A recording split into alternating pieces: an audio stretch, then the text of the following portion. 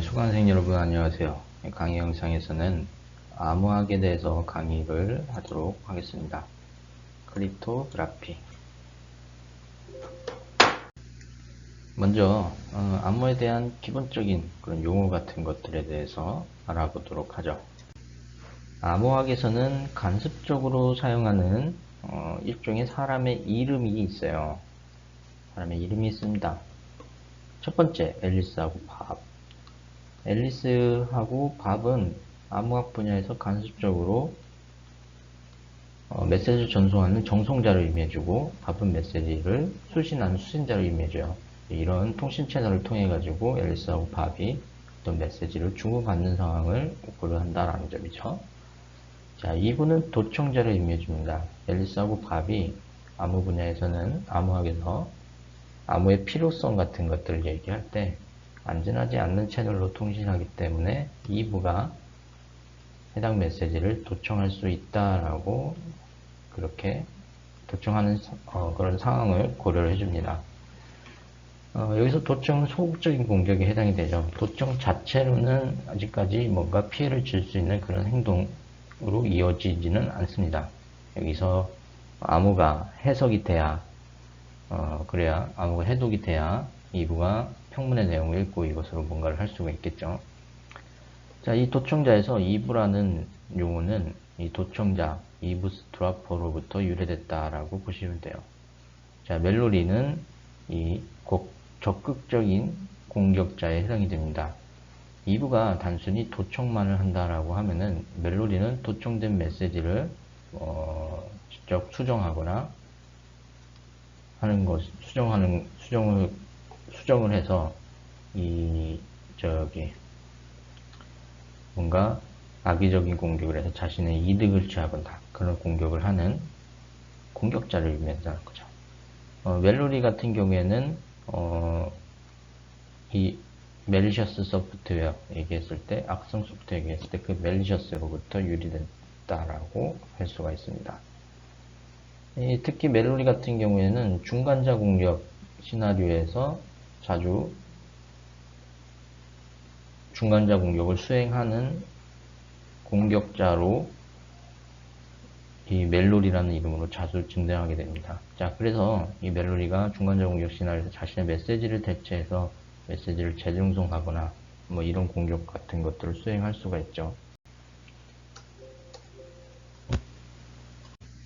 그림을 통해서 송신자, 수신자의 상황을 다시 한번 보도록 하죠. 송신자는 앨리스입니다. 수신자는 밥이고요. 앨리스가 밥에게 안전하지 않은 채널로 메시지를 전송한다라는 거죠.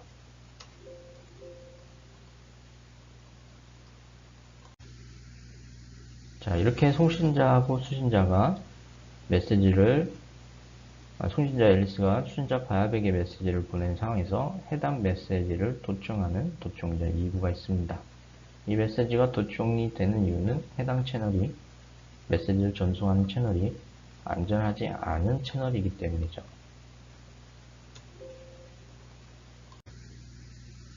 적극적인 공격자 멜로디는 앞서 봤던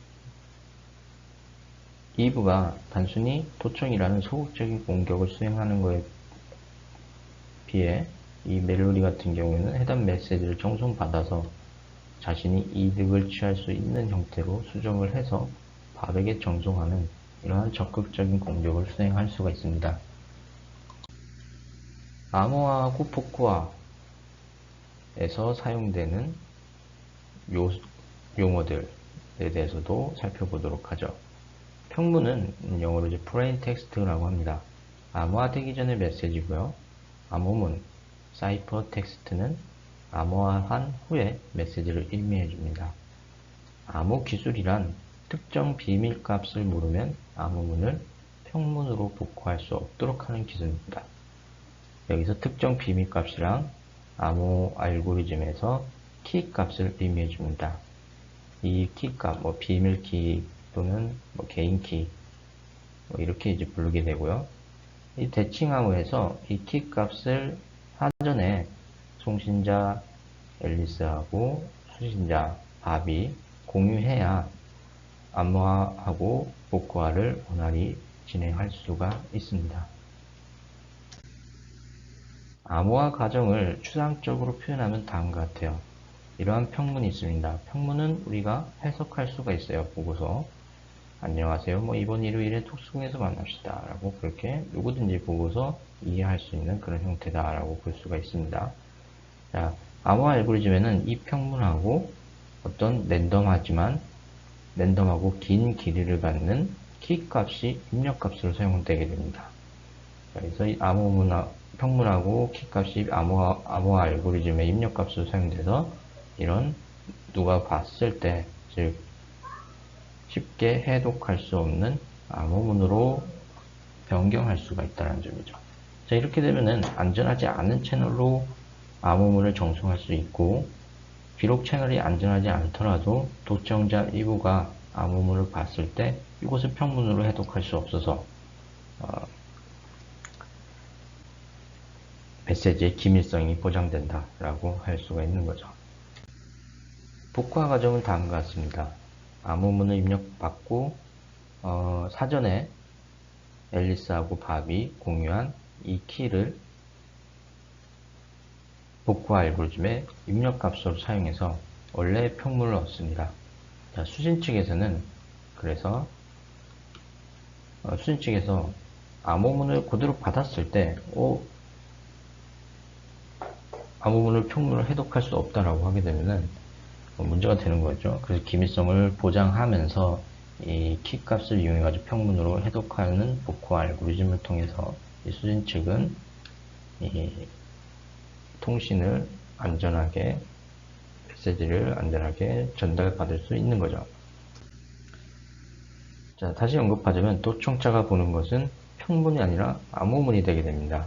자, 그래서 도청자 2부는 비록 메시지가 안전하지 않은 채널을 통해서 전송되지만 이것이 암호문의 형태로 전송되기 때문에 2부가 해당 암호문을 봐도 해독할 수가 없다는 거죠. 키 값을 모르는 한. 그럼 암호는 무엇일까? 암호는 기밀성을 제공해주기 위한 것입니다. 전송 메시지의 기밀성을 제공해주기 위한 기술이다. 앨리스와 밥은 암호 기술을 사용해서 메일의 내용을 비밀로 유지할 수가 있습니다. 복화는 정당한 수신자가 암호문을 평문으로 바꾸는 것입니다. 정당한 수신자라는 것은 송신 측하고 동일한 키를 갖고 있는 수신자 밥을 의미하겠죠. 암호 해독이란 수신자 위의 사람이 암호문으로부터 평문 복원을 시도하는 것입니다. 여기서 암호 해독은 이브나 멜로리 같은 공격자가 당사자가 될 수도 있지만 암호 연구자 같은 좋은 의도를 가지고 암호를 해독하는 사람도 있을 수가 있습니다. 우리가 뒤에서 현대 이제 대칭 암호 같은 것들을 보게 되면서 기존 대칭 암호 기존의 표준으로 사용했던 암호 기술이 왜 새로운 기술이 요구되고 새로운 표준으로 제정됐냐 라는 것은 모두 암호 연구자가 기여한 부분이다 라고 볼 수가 있습니다. 암호가 어떻게 발전했냐, 이거 암호 연구자가 기여한 부분이다. 왜냐, 암호 연구자가 이 암호 해독을 시도하면서 기존 암호화 알고리즘의 취약점을 발견할 수 있다는 거죠. 즉, 암호 해독은 나쁜 의도를 가진 자, 그리고 좋은 의도를 가진 자, 두 사람에 의해서 두 유형에 의해 가지고 이루어질 수가 있다. 암호 시스템의 핵심적인 구성 요소, 다음과 같습니다. 평문, 암호문, 그리고 암호 알고리즘, 복화 알고리즘, 그리고 키가 암호 시스템의 핵심적인 요소입니다. 여기서 미리 말씀드리자면은 키 같은 경우에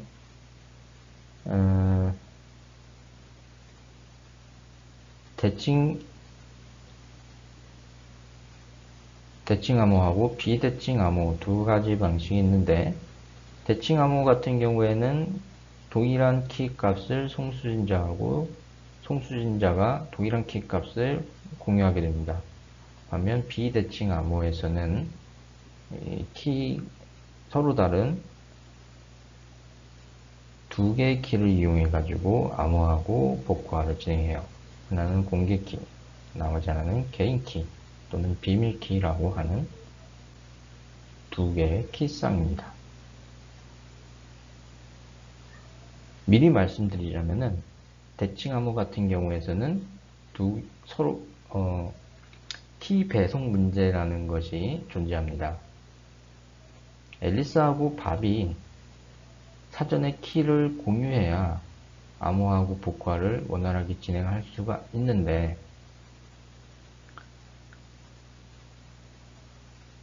안전하지 않은 채널을 통해 가지고 이 키를 공유한다라고 하고 마침 해당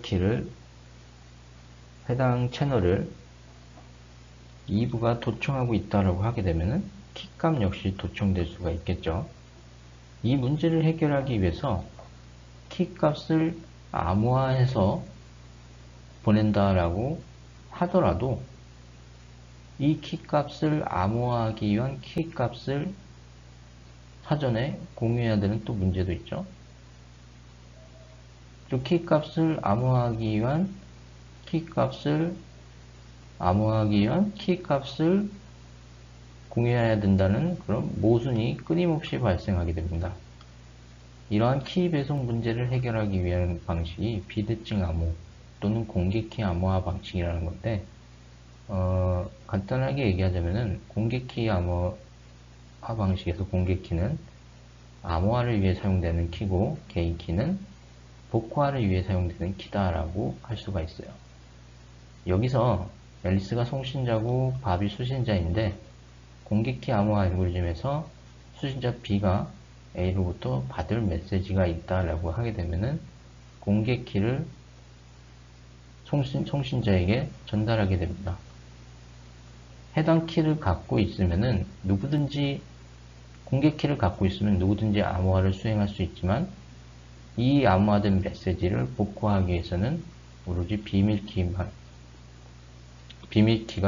비밀키만으로 해당 암호화된 메시지를 복구할 수가 있어요. 즉, 수신자 밥은 공개키, 비밀키 두 키를 만들어서 키쌍을 만들어서 비밀키는 자신이 갖고 있고 공개키는 외부로 안전하지 않은 채널일지라도 외부로 보내서 암호화는 아무나 수행하게 만들고 이 키가 요청돼도 결국엔 암호화밖에 못하기 때문에 복구화에는 영향을 주지 못해서 안전하게 암호화를 수행할 수 있는 키 배송 문제를 해결하면서 안전하게 암호화를 수행할 수 있는 그런 효과를 가져올 수 있다는 점이죠. 암호 시스템의 기호적 표현에 대해서 보도록 하죠. C는 EKP라는 표현은 암호문 C가 암호화 알고리즘 E를 이용해 가지고 키 K와 평문 P를 입력값으로 해서 얻어진다 라고 할 수가 있습니다. 자, 평문 P를 키 K로 암호해서 이 암호화 알고리즘 E를 사용해서 암호문 C를 얻는다 라고 그렇게 해석하면 돼요. 자, 복구화 단계는 평문 P는 복구화 알고리즘 D 그리고 키 K를 사용해서 암호문 C를 입력값으로 해서 얻는다. 즉 암호문 C를 키 K로 복구해서 평문 P를 얻는다라고 할 수가 있습니다. 사실상 키값 K가 입력값이기 때문에 다음과 같이 암호화 알고리즘, 복구화 알고리즘에서 각각 입력값의 형태로 표현되는 방식도 있습니다. 그림으로 보면 다음과 같아요. 평면 P가 있고 암호화 알고리즘 E가 있고 K가 키가 입력값으로 사용되고 암호문을 얻는다. 반대로 복구화는 암호문 키값을 입력값으로 받아서 평문 P를 얻는다 라는 형태가 된 거죠. 자, 이제 주요 암호 기술에 대해서 살펴보도록 하죠. 암호 알고리즘과 키에 대해서 먼저 정리를 하고 넘어가 보도록 하죠. 암호 알고리즘은 평문을 암호문으로 만드는 절차, 복구화 알고리즘은 암호문을 평문으로 만드는 절차입니다. 암호 알고리즘은 암호하고 복구화 알고리즘을 모두 통칭하는 표현이다라고 통칭하는 표현이고요. 키는 다음과 같이 매우 긴 숫자의 형태고, 그리고 랜덤한 값을 갖습니다. 랜덤한 값을 갖어요. 얘를 이제 디지털 시스템에서 처리할 수 있도록 이진화된 숫자로 변경해서 사용합니다. 자, 앞서 말씀드렸지만 대칭 암호하고 비대칭 암호 두 개의 유형이 존재합니다. 대칭 암호는 암호화를 할 때 사용하는 키하고 복호화를 사용할 때 사용하는 키가 동일한 알고리즘입니다. 비대칭 암호는 대칭 암호의 키 배송 문제를 해소하기 위한 알고리즘이다 라고 했었죠. 암호화를 할 때 사용하는 키하고 복호화를 사용할 때 사용하는 키가 서로 다릅니다. 이것을 공개키 암호라고 불리는데, 대표적인 비대칭 암호로 공개키 암호가 있는데, 자신의 한 쌍의 키 중 공개키는 외부에 공개하고 나머지 개인키 또는 비밀 키를 자신 시스템에 보존해서 외부로 나가지 않도록 보존해서 복호화에 사용된다라고 볼 수가 있어요. 즉, 송신자는 수신자의 공개키를 이용해가지고 암호화를 진행하고, 수신자는 수신자의 개인키를 이용해가지고 복호화를 진행한다 라고 보시면 됩니다. 암호화하고 복호화가 분리되어 있는 형태다 라고 보시면 돼요. 그림으로 보면 다음과 같습니다. 대칭 암호화에서는 암호화하고 복호화가 다음과 같이 동일한 키를 사용한다. 비대칭 암호에서는 서로 다른 키를 사용해가지고 암호화하고 복호화를 진행한다. 그래서 이 부분이 이상할 수 있다라고 볼 수가 있는데, 암호화 키하고 복호화 키, 공개키 암호화에서 암호화 키하고 복호화 키는 어떤 수학적으로 밀접한 관련을 갖고 생성이 됩니다. 자, 그래서 이 해당 공개키로 암호화된 경우에 대해서 이 동일한 키쌍의 개인 키로만 복호화가 된다는 특징을 갖도록 해요. 암호학자의 도구상자라는 개념이 있습니다.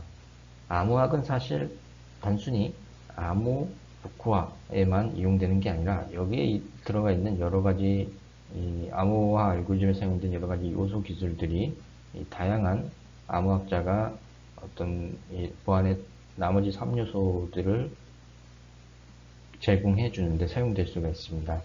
일방향 해시 함수를 먼저 보면은 이것에 대해서는 여러 번 언급을 했어요.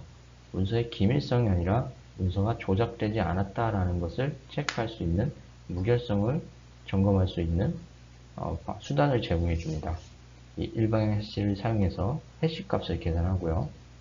자, 여기 이제 메시지의 길이가 어쨌든 이 일방향 해시 함수의 입력 값으로 사용하게 되면은 해시 코드가 나타나게 되는데, 만약 해당 메시지를 변경을 해서 동일한 해시 함수의 입력 값으로 사용되게 되면은 이때 출력된 해시 코드와 크게 달라지는 것을 이용해 가지고 메시지 조작 여부를 확인할 수 있다라고 했었죠.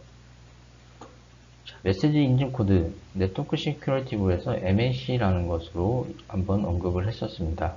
메시지가 생각했던 통신 상대로부터 온 것임을 확인하기 위한 코드인데, 이 메시지 인증 코드 같은 경우에서는 일방향 해시 함수에 추가적으로 암호화 알고리즘처럼 키값을 입력값을 사용합니다.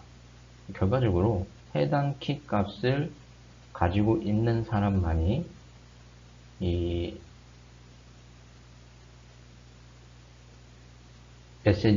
정상적인 메시지 인증 코드를 보낼 수 있기 때문에 해당 메시지를 보낸 당사자가 기대했던 당사자임을 확인할 수 있다는 점이죠. 그래서 우리 이제 그렇죠. 디지털 서명은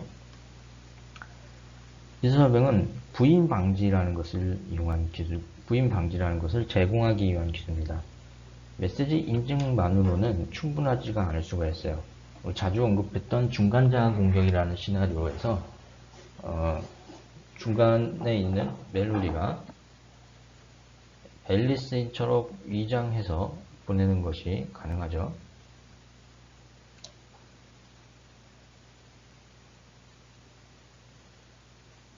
자, 따라서 그런 이제 공격 시나리오가 있기 때문에 정상적인 송신자 앨리스가 해당 사실을 메시지로 보낸 내용을 부인하는 것도 가능합니다.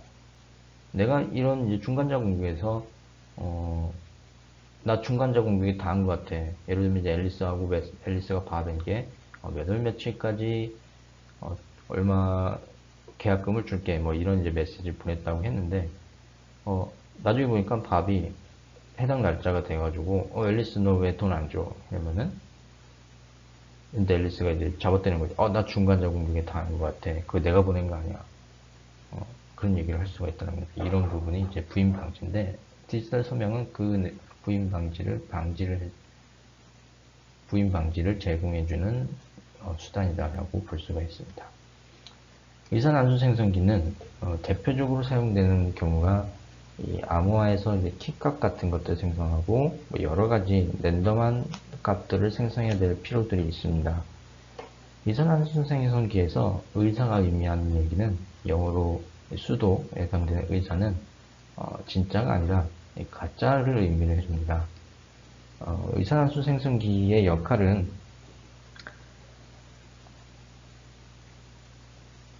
실제 이제 역할이라기보다 이제 실제 컴퓨터 같은 디지털 시스템에서 완전한 의미의 난수를 생성할 수는 없어요.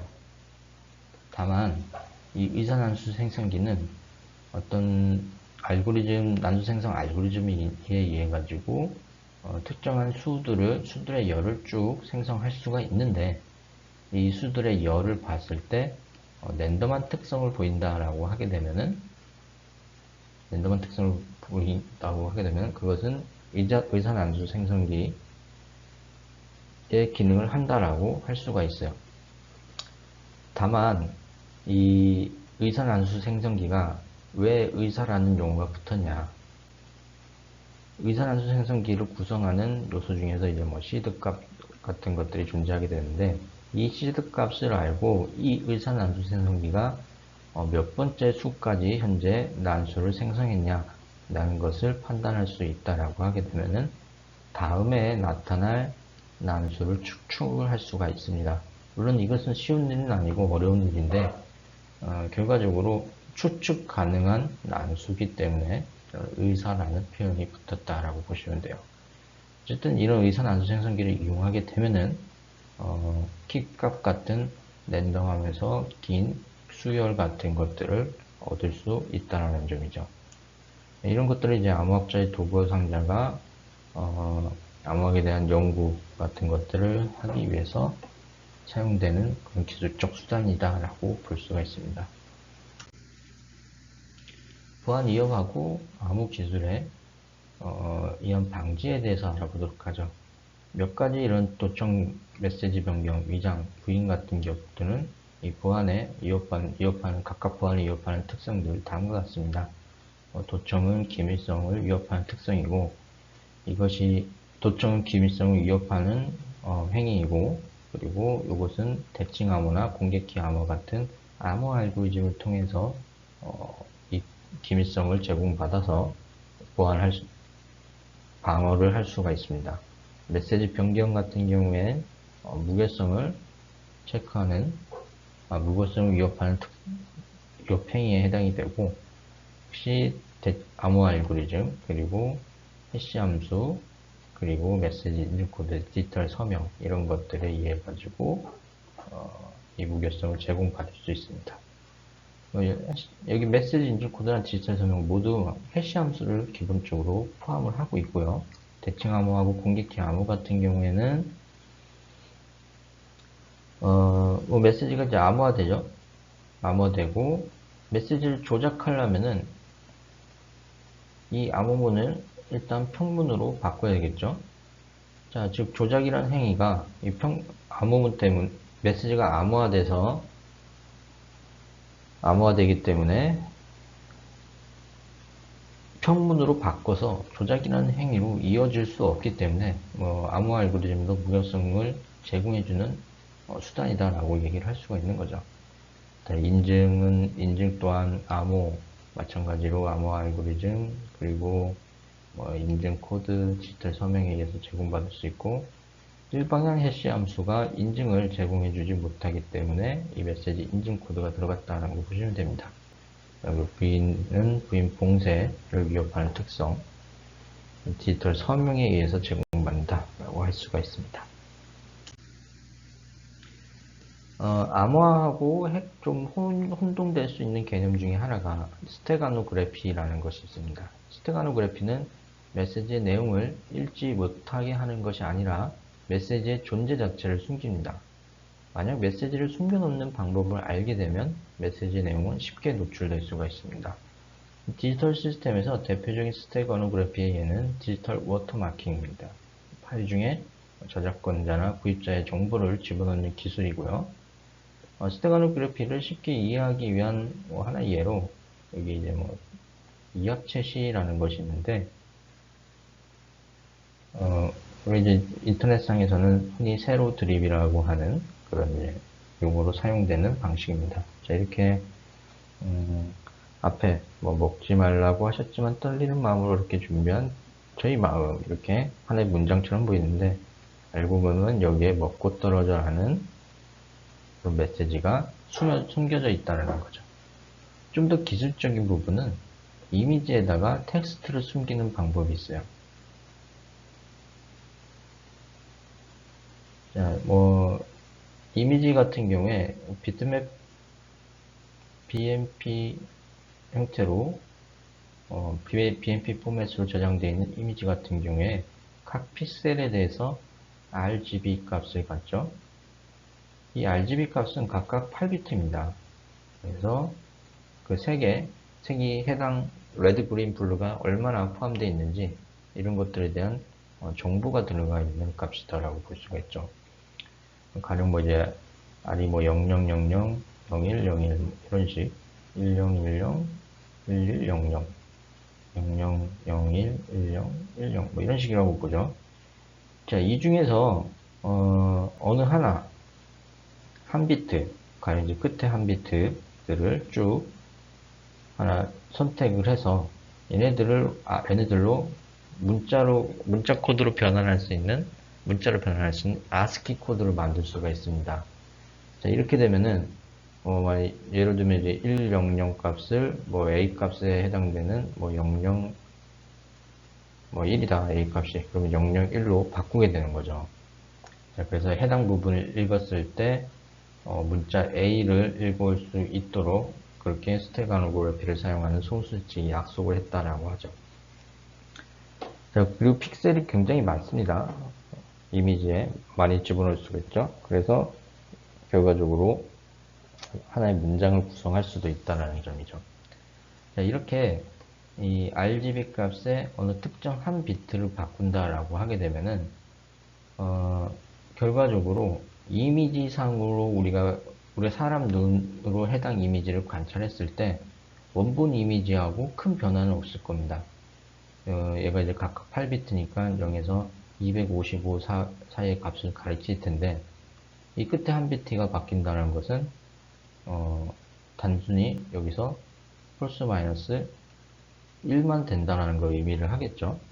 자, 그래서 봤을 때 색의 어떤 색 관점에서 이미지 자체가 크게 바뀌진 않을 거고 여기에 텍스트가 숨겨져 있다는 거죠.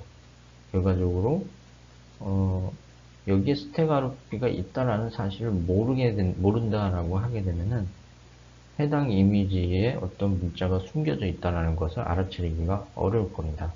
이런 식으로 스테가노그래피를 만들 수가 있어요. 암호하고 보안 상식에 대해서 보도록 하죠. 암호는 비밀 암호 알고리즘을 사용하지 말아야 됩니다. 만약에 암호 알고리즘을 비밀로 한다. 자, 그럼 어떻게 될까요? 암호 알고리즘을 누군가 이 어떤 특정 암호가 어떤 알고리즘으로 해석될 수 있다 라는 것을 알게 되게 되면은 해당 암호 알고리즘은 쉽게 해석이 될 겁니다. 역사적으로도 이제 반란군이 이런 암호 알고리즘 자체를 지나치게 신뢰하면서 비밀로 유지했다가 그렇게 이제 메시지가 노출이 돼가지고 다 같이 뭐 이제 진압돼서 사용되고 뭐 이런 경우들도 있었고요. 결과적으로 암호 알고리즘이 유출이 되게 되면은 기밀성을 유지할 수가 없는데, 암호 알고리즘은 공개되고 기밀성을 키로 유지한다라고 하면은, 만약에 키가 유출된다라고 하더라도 해당 키를 바꾸는 것으로 다시 기밀성은 복구를 할 수가 있습니다. 그런데 암호 알고리즘이 유출이 된다라고 하게 되면은 다시 기밀성을 복구하기 위해서 암호 알고리즘을 바꿔야 되는데, 알고리즘 자체를 변경하는 것은 매우 어렵다라는 거죠. 자, 그 약한 암호는 암호하지 않는 것보다 위험합니다. 왜냐면 뭐 이제 요거는 이제 심리적인 부분이죠. 암호화 강도와는 상관없이 안심하는 경향이 있기 때문에 뭐 방심한다라는 겁니다. 약한 암호를 사용하게 되면 처음부터 암호를 사용하지 않는 것이 낫고, 이렇게 됐을 때 결국엔 궁극적으로 독청이라는 공격이 계속해서 발생할 수가 있어서 여기 문제가 된다는 점이죠. 암호와 관련된 역시 몇 가지 상식에 대해서 보도록 하죠. 어떤 암호라도 언젠가는 해독이 됩니다. 전사공격이라는 것을 시도해 볼 수가 있어요. 시간만 무한하다라고 하게 되면, 이것은 모든 키를, 전사공격이라는 것은 모든 키를 하나라도 빠짐없이 시도하는 것에 해당이 돼요. 자, 언젠가는 반드시 해독이 되고, 결과적으로 전사공격을 시도할 수 있지만, 시도해서 언젠가는 암호를 해독할 수 있지만, 이것이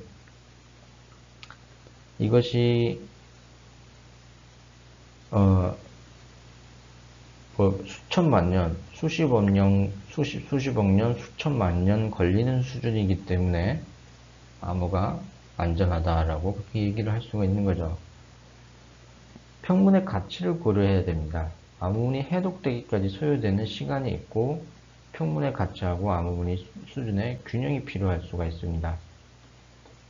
암호화를 진행하는데 처리 속도가 중요하게 작용할 수가 있습니다. 가령 통신 같은 경우에도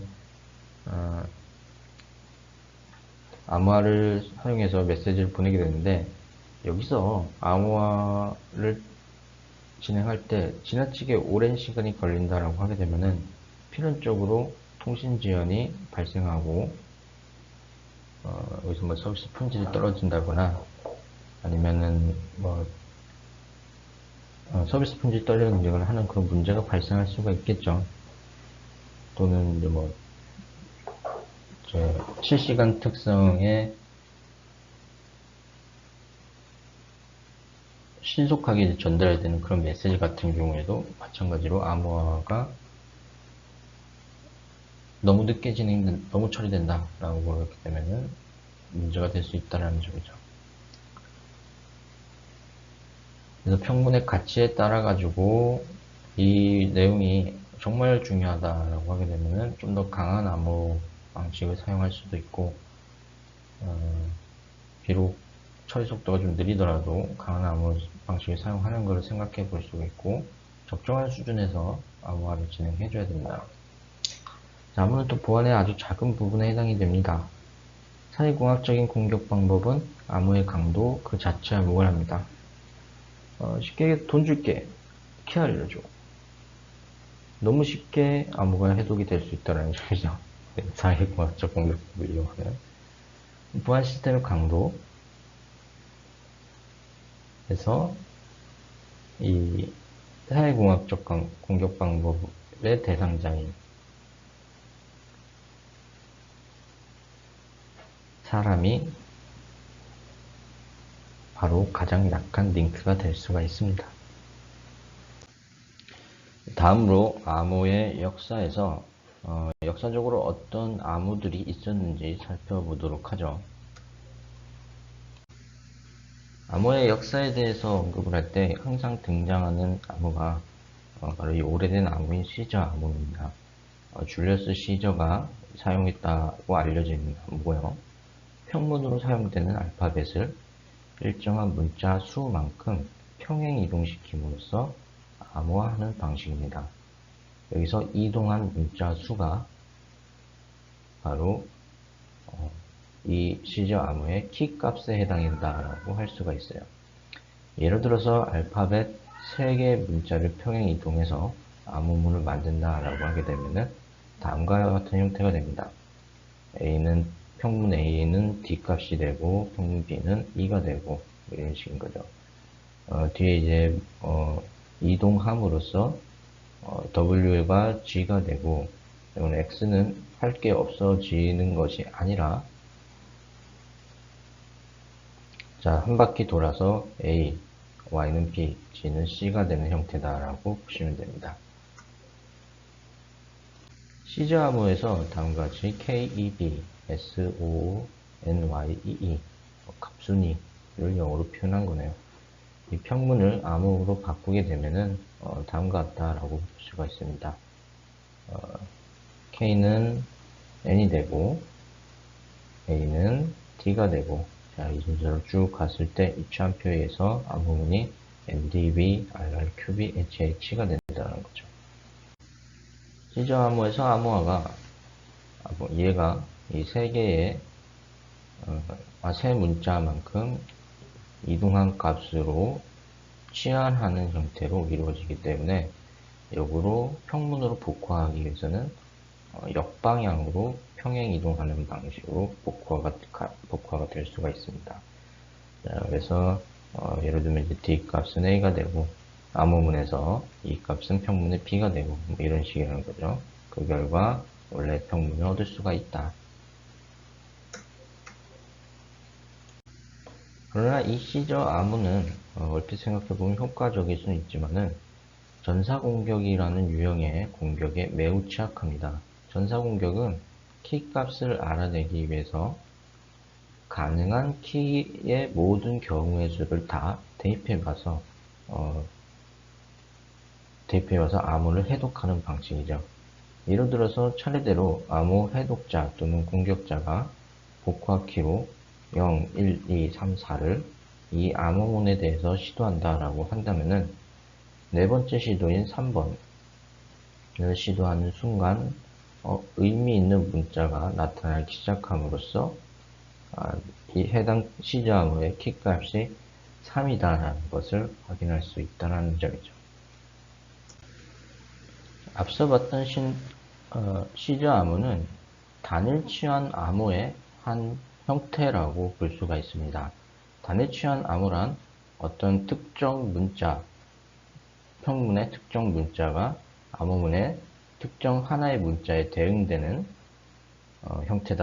형태로 암호화를 수행하는 형태다라고 보시면 돼요. 자, 근데 앞서 봤던 시저 암호에서는 이 평문을 암호문으로 치환하는 방식이 지나치게 단순하기 때문에 전사 공격에 취약하다라는 그런 이제 문제가 있었고요. 다음과 같이 이 평문을 암호문으로 바꾸는 취환표를 예측하기 어려운 형태로 구성하게 되면은 전사 공격에 훨씬 더 강인한 형태가 될 수가 있습니다. A는 W, B는 Y, C는 H 뭐 이렇게 있는데 시저 암호는 다르게 이런 A, B, C가 W, Y, H가 된다는 것에 대한 어떤 규칙 같은 것들, 단순한 규칙을 발견할 수는 없겠죠. 지금 모든 이 취환표가 갖고 있는 취한 암호로 암호화된 암호문을 해석하기 위해서는 공격자가 이 취환표 전체를 밝혀내야 된다는 그런 어려움이 있는 겁니다. 자, 앞서 봤던 단일 취한 암호의 취환표를 사용해서 시저 암호하고 동일하게 KABSONY를 암호화하게 되면은 다음과 같이 SWYL, PBNKXX가 되게 됩니다. 자, 이렇게 단일 취한 암호의 취환표를 사용해서 취한표를 사용하게 되면 시저 암호보다는 확실히 전사 공격에 더 강인한 특성을 갖는 암호가 될 수는 있지만 이 단위 취한 암호에는 사실 치명적인 약점이 존재하게 돼요. 자, 이것은 평문에 등장하는 문자의 빈도하고 암호문에서 바뀐 뒤에도 문자가 동일한 빈도로 나타난다는 특성 때문에 생기는 문제입니다. 이것을 이용해서 소위 빈도 분석이라는 것을 통해 암호문을 해석하는 것이 가능해요.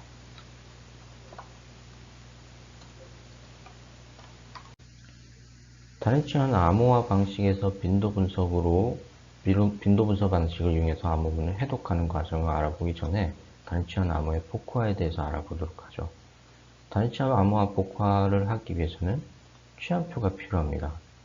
이 취한표는 단위 취한 암호의 키에 해당이 되고, 따라서 수신 측에서는 암호화 때에 사용한 동일한 취한표를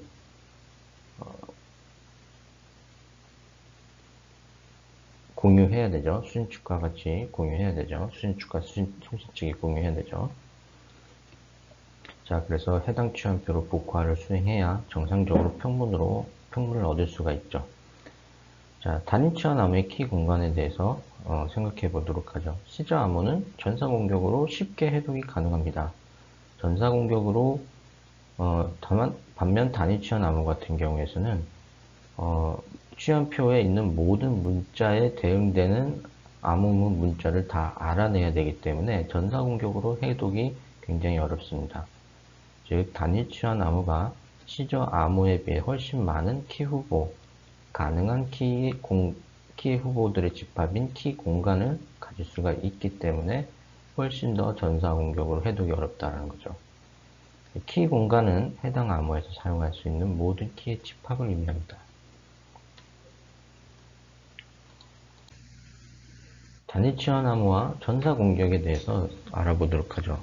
키 공간이 크면 클수록 전사 공격은 어렵습니다. 단위 취한 암호의 키의 총수, 즉 키 공간의 크기를 계산하는 방법은 다음과 같아요. 일단 가령 예를 들면은 알파벳 A에 대해서 특정 문자, 암호문 문자를 정했다라고 하죠. 여기서는 B라고 하겠습니다. 알파벳 수가 총 26개이기 때문에 일단 첫 번째 문자에 대해서 대응되는 암호문의 문자를 결정할 때는 26가지가 되게 되죠. 이후에 하나의 문자 하나 빠지고 나머지 25개의 문자에 대해서 대응되는 문자를 구해야 되기 때문에 경우의 수는 25를 곱해야 됩니다. 마찬가지로 24 해서 최종 1까지 되게 되는데 이 값을 계산하게 되면 말로 표현하기 어려운 정도의 값이 나타나게 돼요. 만약 이 값에 대해서 1초에 15개의 키를 적용하는 속도로 조사할 수 있다라고 하더라도 모든 키를 조사하는데 요구되는 시간이 약 120억 년 이상 소요가 됩니다.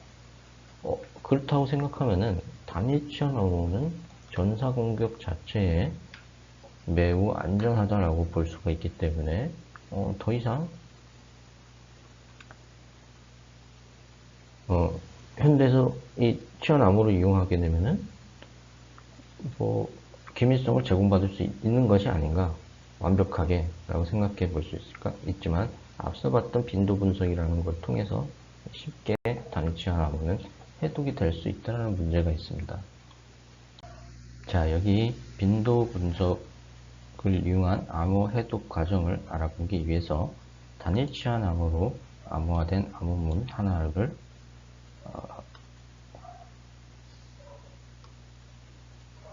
보도록 하죠. 암호화됐기 때문에 당연히 이게 무슨 문장인지 우리가 식별할 수가 없습니다. 빈도 분석이라는 것은 이 영어에서 영어 문장을 일정 길이 이상의 영어 문장을 관찰했을 때 통계적으로 특정 문자의 빈도가 높게 나타나고 또는 특정 문자의 빈도가 낮게 나타나는 그런 특성이 있습니다. 가령 문장에 알파벳 E 값을 관찰하게 되면은 다른 알파벳보다 훨씬 더 많은 수가 관찰되는 것을 확인할 수 있다는 점이죠. 이런 점을 이용해서 단위치환함으로 암호문된 암호문의 이 평문을 일부씩 유출을 해 나가는 방식이 바로 빈도 분석 방식이다 라고 할 수가 있어요. 먼저 이 빈도 분석을 시도하기 위해서 암호문의 각 문자가 몇 개씩 있는지 찾아서 수가 가장 많이 나타나는 순서대로 내림차순 순으로 열거를 해보면은 다음과 같습니다. Y, Y, M, W 이런 식으로 나타난다는 거죠. 그리고 여기서 I하고 Y가 47개로 가장 많이 나타나는데 별 차이 없는 M까지 해서 이 중에 하나가 알파벳, 평문의 알파벳 2에 대응되지 않을까라고 추측해 볼 수가 있습니다. 일반적으로 어떤 영어 문장에서 각 알파벳들이 나타나는 빈도수에 대한 히스토그램을 살펴보게 되면은 다음과 같다는 거죠. E가 가장 많이 등장할 확률이 높고, 그 다음에 A, T 이런 것들, 기타 I, O 이런 순으로 나타날 가능성이 높다. 역으로 J나 Q나 X처럼 역으로 잘 나타나지 않는 문자도 이 빈도 분석의 힌트가 될 수가 있습니다. 자, 그럼 빈도 분석의 첫 번째 단계로 가장 빈도수가 많다고 관찰된 단어 중에 하나인 Y를 2로 바꾸는 작업을 시도해 보도록 하죠. 물론 다른 숫자가 2도 될 수가 있지만은 여기는 먼저 Y가 2일 것이라는 가능성을 가능성을 가장 높게 보고서 2로 바꿨다라고 보시면 됩니다. 만약에 2가 아니라고 판별이 되면은 뭐 다른 걸로 해야겠죠. 자, 그리고 영어의 특정 단어, 더도 마찬가지로 자주 사용하는 단어에 해당이 되죠.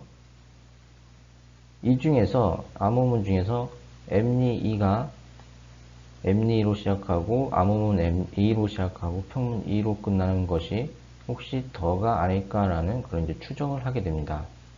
해당 문자를 더로 바꾸게 되고, 자, 여기에 M하고 2를 M2를 TH로 바꾸면서 각각 M하고 2를 T하고 H로 변경해 주면은 또 한 번 완성이 되죠. 점점 평문에 가까워지게 되죠. 이 중에서 특정 단어의 인 것처럼 또 보이게 되는 문자들이 발견이 되게 됩니다. 그 중에 하나가 THPE라는 것이 발견이 되게 되는데, 이것은 영어의 3S일지도 모르겠다라는 그런 접근으로, 자, 그렇다고 하게 되면 이게 맞다. 그러면 P가 R이 된다라는 거죠. 비슷한 방식으로 OET라는 것이 영어에서 자주 사용하는 get이 아닐까라고 추정해 볼 수가 있습니다. 그래서 O가 G가 될 수가 있죠. 그래서 O에 해당되는 문자들 다 G로 변경을 하는 거죠. 여기서 또 더 TH하고 DWG 있는데 이 TH, DWG가 C이 아닐까라는 또 표현을 추정을 해볼 수가 있습니다. 그렇다고 하게 되면 D는 I가 되고 W가 N이 되죠. 자, 이렇게 D는 I, WN을 나머지 부분들을 다 변경을 해줍니다. 이어서 암호문을 쭉 봤더니 GRLN이라는 패턴이 을 갖는 단어들이 몇 번 보입니다. 요거에 대한 사전, 즉 G하고 R로 시작하고 E로 끝나는 단어에 대해서 찾아보기 위해서 사전을 봤더니 여러 단어들이 존재하게 돼요. 그레이스, 그레이드, 그레이프 뭐 이런 것들 여러 단어들이 존재하게 되는데 따라서 결정을 할 수 없지만은 GRL, N이 중에서 i에 대해서 만약 i가 a라는 상황을 가정해 보면은 GRL, N이 말고 특정 단어에서 greater라는 단어가 완성이 되게 돼요. 그렇다고 하게 되면 이 두 단어의 패턴을 조합을 해서 i를 a로 바꾸게 되면은 어떤 특정 문자가 만들어지기 때문에 맞다라고 결정을 해볼 수가 있다는 거죠. 자, 여기 grln이라는 것이 보이게 되는데 이 중에서 i를 a로 바뀌게 되면은 여기 greltEr에서 얘가 greater라는 단어로 완성이 되고 추가적으로 이런 단어까지 train이라는 것으로 완성이 될 수 있다는 점이죠. 이런 것들이 힌트로 해서 i가 a라는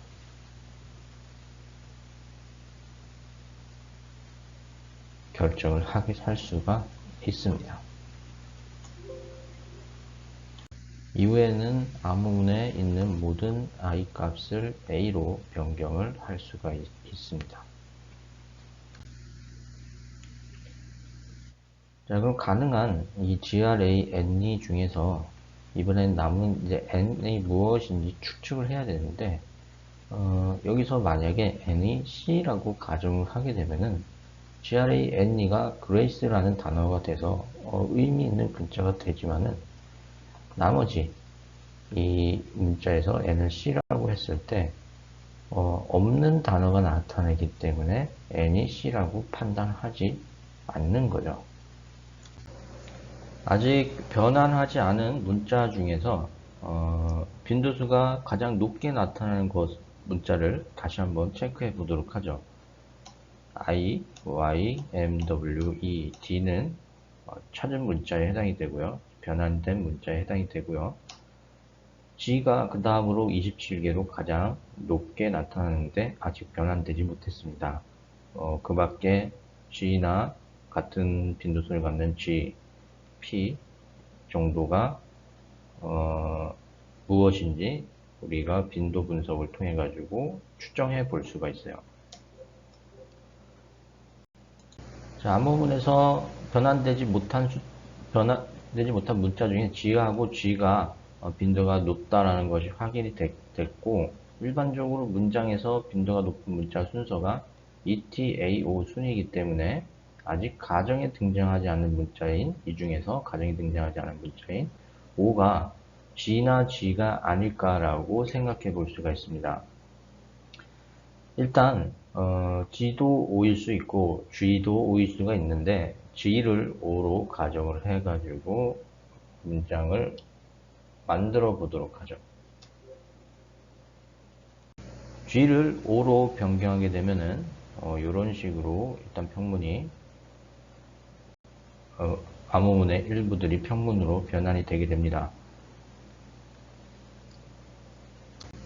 자, 이렇게 G를 O로 변경을 한 다음에 암호문을 쭉 관찰을 해 봤더니 이런 cannot get이라는 익숙한 문장이 또 발견이 돼요. 그렇다고 하면은 이 암호문의 C가 평문의 C가 아닐까라고 추정해 볼 수가 있죠. 다른 경우는 생각해 보기가 좀 어려워요. 여기서 그래서 이제 C라고 하고 나머지 암호문 C를 평문 C로 바꾸는 작업을 시도를 해 볼 수가 있죠. 자, 그리고 나서 문장들을 쭉 관찰을 했더니 여기 평문으로 해석된 단어하고 그리고 아직 해석되지 않은 문자로 조합된 그런 단어들이 보이게 됩니다. hot, 뭐뭐뭐, er, shich, 뭐 이런 식으로 더 sing to, 무슨 ench, 뭐 이렇게. 그리고 또 추가적으로 이 gr, qr, s 이런 해석되지 않은 문자들이 빈도수가 또 낮은 문자에 해당이 돼요. 그러면은 일반적인 영어의 영어에서 등장하는 문장의 빈도수 중에서 가장 낮은 문자들로 범위를 좁혀서 이 문자가 또 무엇인지 추정해 보고 추가적으로 이것들이 어떤 연결된 두 단어의 조합이기 때문에 우리가 특정 의미를 갖는다라고 판단이 되면 확정적으로 이 문자가 어떤 평문의 문자에 해당되는지 해석할 수 있다는 점이죠. 먼저 이 문자에 대해서 보도록 하죠. 여기서 Q하고 R이 무엇인지 알아내야 됩니다. 더싱 to QRENCH인데 결과적으로 QRENCH가 어떤 문장에 해당이 되냐, 어떤 단어에 해당이 되냐. 사전을 찾아보니까 이런 퀀치라는 단어가 있어요. 그러면 암호문 Q는 평문의 Q고 암호문의 R은 평문의 U가 아닐까라고 일단 생각해 볼 수가 있습니다. 의미는 퀀치라는 것의 의미는 갈증을 해소한다라는 뜻을 가지고 있어요. hot GUUER이라는 또 패턴에 대해서 보게 되면은 익숙한 표현이에요. 이것은 hot summer라는 것으로 단어일 거라는 그런 추정을 하게 되고 그렇게 되면은 G가 S고 U가 M이 아닐까라고 그렇게 생각해 볼 수가 있어요. 일단 영어에서 뭐 이렇게 U가 연속적으로 사용되는 것이 이제 큰 실마리가 될 수가 있겠죠. 썸머의 힌트가 됐다라는 점이죠. 그리고 의미상, 요거는 핫썸머고, 뒤에 뭐 문장상에서 퀀치라는 갈증을 해소한다라는, 표현이 사용됐기 때문에, 문맥상 둘이 연관이 있어 보여요. 자, 정리하자면 핫썸머 그리고 요거는 위치일 거기 때문에 S가 W가 될 거다. 그리고 더 think to QRENCH에서 Q하고 R이 U고 그리고 Q가 Q이기 때문에 자, 이런 식으로 세 개의 단어 패턴 조합을 위해서 나머지 문장들을 또 나머지 문장들의 평문 을 알아내는 거죠.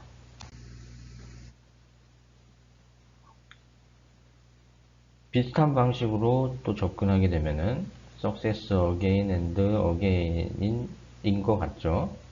뭐 여기 그럼 A가 이제 D가 되지 않을까라고 생각해 볼 수가 있습니다. 자, 그럼 tried A LTER 요거 F부터일 것 같죠? 그리고 what X, O, you cannot get 이렇게 되는데 요거는 what you cannot get일 것 같습니다. 그래서 X는 Y가 되고 이런 식으로 된다는 거죠. 점점 문장을 발견해 나가면 단어를 발견해 나갈수록 이 분도 분석은 쉬워지게 됩니다. 자, 맞죠? success again이라는 패턴이 있고 A가 T고 F부터 있기 때문에 tried later F부터이기 때문에 L이 F고 X가 Y일 것이다 라고 판단해 볼 수가 있다는 거죠. 그리고 나머지 또 이런 문장이 남았어요. 더하고 FB and the 그래 어쩌고 저쩌고 had some must day. 자, 대충 보면은 대충 이렇게 보면 안 되죠. 이 FV 영어의 fox의 V일 것이다. fox를 표현할 것이다 라고 생각해 볼 수 있고 얘는 N은 P일 것이다 라고 생각해 볼 수 있어요. 왜냐면 grape가 포도이기 때문이죠. 여와 포도 얘기가 바로 이 문장이 가지고 있는 내용이다 라는 점이죠. V가 X가 되고 N이 P가 됩니다. 자, 일단 정리를 쭉 해요. Fox was starling. 비슷한 식으로 역시 Fox was starling. K가 L이 되고 He took a run and just miss. 여기 H가 그러면 J가 돼야 되고 J가 K가 돼야 된다. 자, 이거 나머지 다 비슷하게 해줘요. 그러다 보면 나오지 않은 마지막 한 문자 B는 G가 될 것이다. 자, 이런 식으로 해독 작업을 할 수가 있습니다. 쭉 정리하자면은 빈도가 높은 문자뿐만 아니라 빈도가 낮은 문자로 역시 단서가 되고요. 어떤 특정 문자의 처음과 끝을 아는 것은 단서가 됩니다. 그걸로 어떤 우리가 익숙한 단어 또는 사전에 찾은 단어로 완성을 할 수가 있고, 아직 해석되지 않은 단서가 특정 문자임을 일 것이다라는 그런 결정하는데 이제 단서를 제공해 주기 때문이죠. 단어의 단락을 아는 것도 역시 단서가 됩니다. 단락 및 문맥을 아는 거. 앞서 봤었던 핫썸머 그리고 목이 마르 갈증을 해소한다. 이런 문장이 같이 등장할 만한 단어이기 때문에 맞을 것이다 라고 추정해 볼 수가 있다는 거죠. 앞부분이 길면 해독이 용이합니다. 길면 길수록 이 통계적으로 이가 가장 많이 나타날 것이다. 또는 뭐 지가 가장 많이 덜 나타날 것이다는 그런 특성이 더 정확하게 나타날 수가 있죠. 같은 문자가 연속해서 나타나면 그것이 또 중요한 단서가 됩니다. 그런 문자들이 흔하지 않은 문자이기 때문에 썸머처럼 흔하지 않은 문자이기 때문에 역시 좋은 힌트가 될 수 있다는 점이죠. 하면 할수록 직관적으로 완성되지 않은 단어들 중에서 이제 완성된 단어들이 점차 증가하기 때문에 해독의 속도가 점점 빨라질 수 있습니다. 해독된 평문은 이렇고 띄어쓰기를 반영하게 되면은 더 폭스 앤 그랩스에서 여우와 포도 얘기죠. 그 여우가 저 포도는 실 거야 라고 그렇게 하면서 그냥 안 묻고 돌아가는 그 이솝우화를 보여주고 있습니다. 자, 이렇게 단위치환 암호에서는 단위치환 암호가 전사공격으로부터 굉장히 안전한 방식임에도 불구하고 빈도 분석이라는 것이 가능하기 때문에 쉽게 암호가 해독이 될 수가 있습니다. 빈도 분석이 가능한 이유는 평문에 등장하는 문자의 빈도하고 암호문에 등장하는 문자의 빈도가 일치하기 때문이에요. 자, 이런 문제를 해결하기 위해서 다중치환 암호라는 것이 등장했어요. 평문에 등장하는 문자의 빈도하고 암호문에 등장하는 문자의 빈도가 상이한 알고리즘입니다. 가령 예를 들면은 암호화를 수행하게 된 다중치환 암호 방식에서 문자 A를 암호문으로 변경하게 된다라고 하게 되면은 어쩔 때는 A는 B가 될 수도 있고 어쩔 때는 D가 될 수도 있습니다. 자, 이렇게 되면은 빈도 분석이 가능해지지가 않죠. 영어에 있던 암호문의 일반적인 영어 문장에 등장했던 각 문자들의 빈도가 암호문에서 동일하게 나타날 수가 없다라는 거죠. 즉 빈도 분석을 이용한 공격 방법이 무용지물입니다. 이 다중치환 암호의 대표적인 예시로 비장르 암호라는 것이 있고 뒤에 볼 에니그마 머신이라는 것도 있습니다. 에니그마 머신 같은 경우에는 2차 대전에서 암호화된 통신을 독일군이 암호화된 통신을 사용하기 위해 사용했던 다중치환 암호 장치에 해당이 돼요.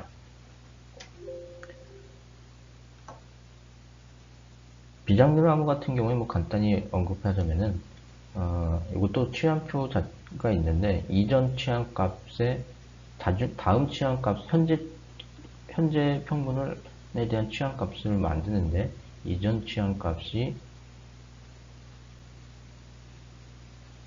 영향을 미치는 그런 구조다라고 이제 보시면 돼요. 다중치환 암호를 제공해주는 에니그마 머신에 대해서 알아보도록 하죠.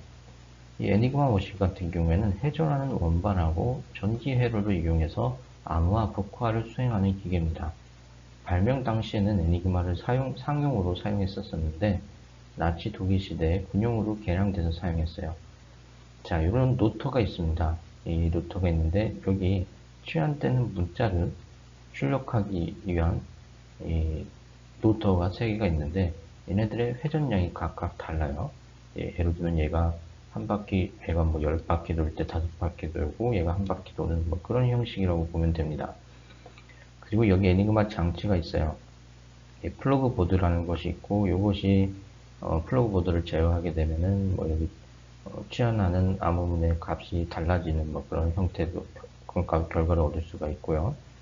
여기서 키보드에다가 특정 문자 A를 누른다라고 하게 되면은 램프 보드에 취한되는 문자 값이 드러나게 됩니다. 불이 들어오게 돼요. 그래서 그 값을 받아 적어가지고 암호문을 만드는 거죠. 애니그마에 의한 암호 통신 과정을 보죠. 암호화하고 복호화를 한 대의 기계로 수행합니다. 통신자와 수신자는 각각 한 대씩 소유하고 있어요. 이런 코드북이라는 것을 사전에 공유합니다. 이 코드북에는 날짜별 키가 존재해요. 여기 송수진자가 사용하는 날짜별 키가 존재해줍니다. 그래서 이 체객자의 지시에 따라 가지고 애니그마를 설정을 해줘야 암호화하고 복호화가 정상적으로 이루어질 수가 있습니다. 애니그마 암호 통신 흐름을 보도록 하죠. 송신자가 평문을 애니그마 기계에다가 입력값을 키보드로 입력을 해요. 그 전에 코드북의 날짜별 지침에 따라서 애니그마를 설정해 줍니다. 암호문, 생성된 암호문을 통신장치로 전송을 하게 돼요. 복호화할 과정은 다음과 같습니다. 코드북의 날짜별 지침에 따라 가지고 애니그마를 역시 설정해 줍니다. 이것을 동일하게 만들게 하기 위함이죠. 복호화 과정에서 이 암호문을 입력을 하게 되면은 램프에 해당 암호문에 해당되는 평문들이 쭉 불이 들어오게 됩니다. 이런 방식으로 애니그마 암호 통신을 수행하죠. 애니그마가 어떻게 매번 다중치환 암호 방식을 지원하냐, 이런 방식이다라고 보시면 됩니다. 가령, 이제 램프가 있죠. 여기 램프가 있는데, 여기 어떤 키보드에 어떤 문자에 해당되는 버튼을 눌렀다라고 해요. 키를 여기서 입력을 하게 되면은, 이런 정기적인, 정규 회선이 존재하게 되고, 중간에 이제 플러그 보드가 있는데, 이 플러그 보드를 이렇게 바꿔가지고 얘하고 이제 연결을 서로 이제 다르게 만들 수가 있어요. 그리고 이 노터 3개가 돌아가게 되는데, 노터가 돌면서 어쩔 때는 노터가 첫 번째 노터가 여기에서 얘하고 연결을 만들지만, 어쩔 때는 얘하고 얘를 만들고, 어쩔 때는 얘하고 또 얘를 만들고, 이런 식이라는 거죠. 두 번째 노터도 마찬가지입니다. 회선이 계속 매번 변경이 돼요. 다만 규칙을 받고 약속된 규칙을 갖고 노트가 돌기 때문에 복호화가 가능하다는 점이죠. 자, 이렇게 해서 회선 연결되어 있는 위치가 바뀌게 된다라고 하게 되면은, 이번 어쩔 때는 여기 이제 D에 불이 들어왔지만은 어쩔 때는 B나 C에 불이 들어올 수가 있다라는 점이죠. 추가적으로 플러그 보드 설정을 이렇게 하지 않고 다르게 설정할 수도 있는데, 이것은 사전에 약속이 돼야 된다. 그림으로 애니그마 암호화 과정을 살펴보면 다음과 같습니다. 코드북의 날짜별 지침에 따라서 애니그마 설정하고, 그리고 통신키를 암호화 해줍니다. 여기서 송신자가 선택한 통신키를 UAT라고 임의로 정하도록 하죠. 자, 그 램프 보고 이 UAT에 대한 통신키를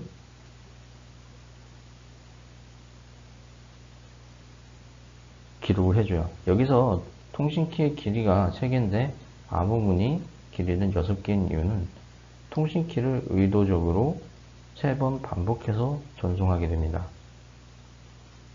3번이 아니라 2번 반복해서 전송하게 됩니다. 자, 왜냐? 2차 세계대전 당시에는 무선 통신 품질이 낮았기 때문에 의도적으로 한 번 더 중복해서 전송해서 첫 번째 전송이 실패하더라도 두 번째 전송이 성공해서 키값이 전달되도록 하기 위함이었다 라고 보시면 돼요. 자, 또한 보낼 메시지 시크릿 레터라는 메시지를 만들어서 얘를 애니그마 이용해서 평문 암호하고 그리고 두 암호를 이제 같이 붙이는 거죠. 자, 그 최종 암호문에는 통신키하고 암호문이 합쳐져 있는 형태다라고 보시면 됩니다. 복화 과정을 보도록 하죠. 복화 과정에서는 먼저 받은 수신한 암호문에서 암호문하고 통신키를 분리를 해줘요. 이 중에서 통신키를 복화해 가지고 선택을 하고요. 자, 그리고 암호문을 복화해서 평문으로 만들어준다. 애니그마에서는 날짜별 키하고 통신키 2개의 키가 존재하게 됩니다. 날짜별 키는 메시지를 암호화하기 위한 것이 아니라 통신키 암호화에 사용한다. 날짜별 키는 즉 키를 암호화하기 위한 키에 해당이 됩니다. 그래서 뭐 KEK라고 그렇게 불러라고도 합니다. 메시지는 통신키로 암호화하고 통신키를 날짜별 키로 암호화하는 2단 구조입니다. 자, 통신 오류를 회피하기 위해서 당시 무선 기술 수준이 낮아 의도적으로 UAT를 2번 연속해서 정송한다라고 할 수가 있습니다. 애니그마는 약점이 있어요. 통신키를 2회 반복한 것을 암호한다는 것이 이 통신키를 발견하는데 힌트가 될 수가 있습니다. 도청자가 통신키를 발견하는데 힌트가 될 수가 있고요. 통신키를 선택한 것이 사람이다라는 문제가 있어요. 우리가 대칭 암호나 비대칭 암호나 모두 키값을 생성할 때는 의산안수 생성기를 이용해서 추정하기 어려운 랜덤한 값이 되도록 결정해야 된다라고 했어요. 그런데 사람을 선택하다 보면은 그런 랜덤한 특성을 이룰 수가 있고, 또는 그냥 이제 뭐 편의상 늘 사용하던 QWE 이거 1, 2, 3 이런 식으로 해가지고 늘 사용하던 암호를 사용할 수도 있습니다. 이렇게 되면은 쉽게 도청이 되고 문제가 될 수가 있겠죠. 또 자주 바꿔줘야 되는데 바꾸지 못하고 계속해서 사용하는 경우도 역시 문제가 될 수가 있어요. 코드북을 배송하지 않으면 안 된다는 또 문제도 있습니다. 이 코드북은 결국에는 이제 물리적으로 배송해야 되는 문제가 생기게 되는데, 이것이 중간에 노출되거나 탈취되거나 이러면은 역시 문제가 되겠죠. 애니그마 해독은 어떻게 됐냐? 애니그마 설계는 숨기는 것에 의한 보안에 의존하고 있지 않습니다. 키값하고 코드북을 비밀로 유지를 하면서 기밀성을 제공해 주는 거죠. 폴란드의 암호 해독자 루에프스키가 날짜별 키에 의한 암호문으로부터 날짜별 키를 간파하는 방법을 고안했고요. 영국의 암호 해독팀, 여기 이제 지금은 많이 알려진 앨런 튜닝이 속한 팀이죠. 블리츠리 파크에 모여가지고 애니그마를 해독했다라고 합니다. 암호 알고리즘과 키에 대해서 정리를 해보도록 하죠. 시저 암호는 평분의 각 문자를 지정한 문자 수만큼 평행 이동하는 것이 방식이고, 평행 이동하는 문자 수가 키에 해당이 됩니다. 단일 취한 암호에서는 취한표에 따라서 알파벳을 변환하고요. 키가 취한표가 되고요. 애니그마는 키가 플러그보드의 연결선, 로터 순서, 그리고 각각 로터의 설치 각도 등 이 로터와 관련된 설정들과 플러그에 관련된 설정이 키 역할을 한다. 애니그마는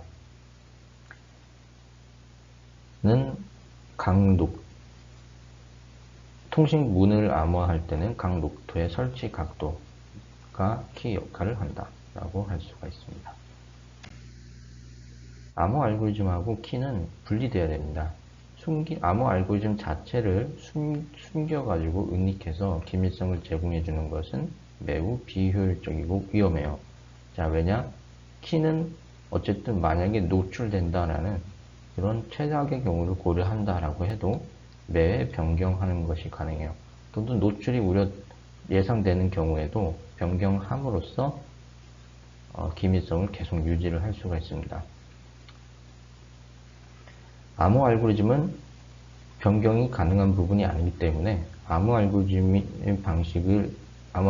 은닉해서 기밀성을 제공해 준다라고 하게 되면은